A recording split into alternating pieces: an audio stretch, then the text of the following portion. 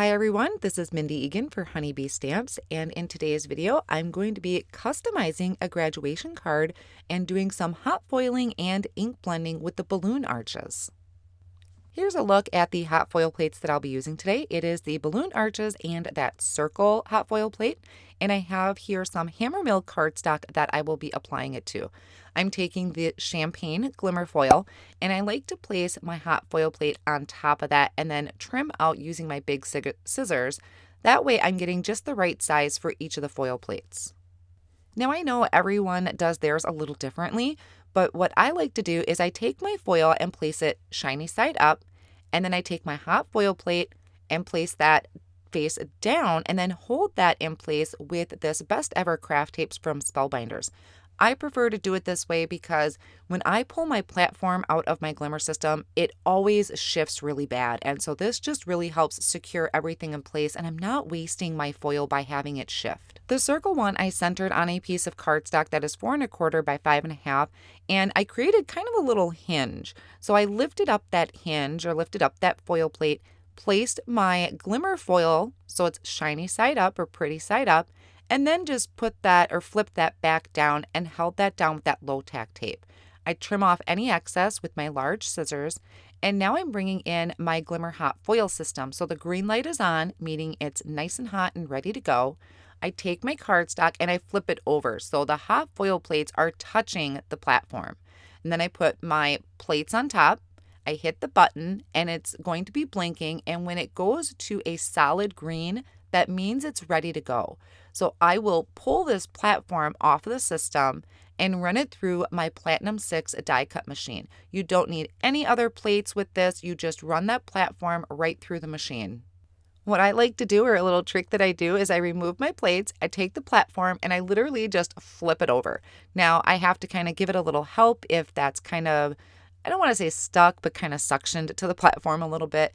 And then I peel back that tape and my foil to reveal this perfectly foiled balloon arch.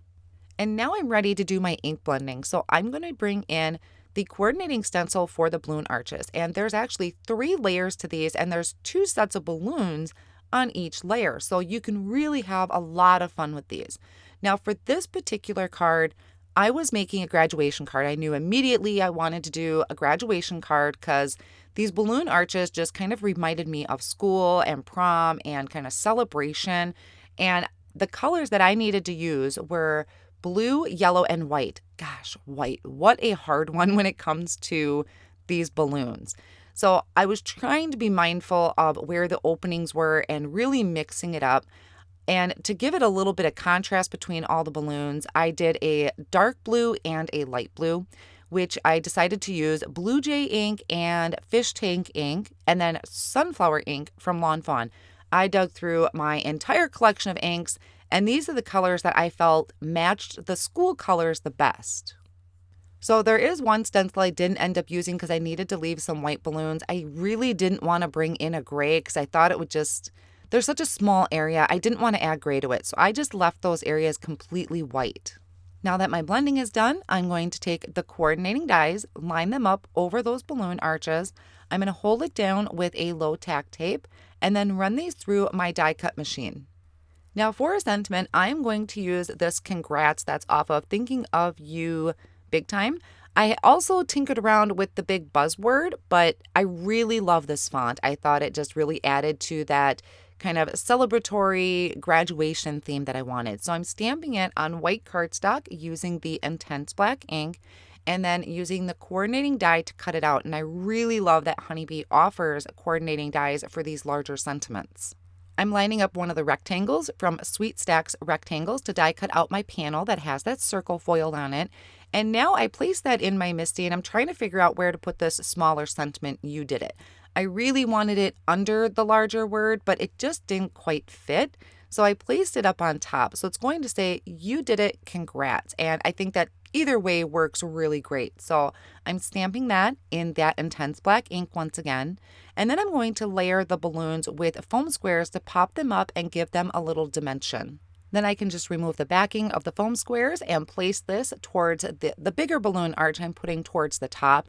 I really tinkered with the idea of putting it more towards the left-hand side, but I don't know, putting it on the right just felt good as far as card design. And then for the smaller balloon arch, I'm putting that down on the opposite end. And now for the congrats. So that's going to go across the balloon arch, and I need to add some small foam strips behind the middle portion of the word congrats. And then I'm adding liquid glue to the ends, and then I can stretch that across the front of my card, making sure that it's lined up with the You Did It, because I have those at an angle. I added a sheet of double-sided foam behind this panel so it's cut to the same size, and I think this is maybe 3.5 by 4 3/4.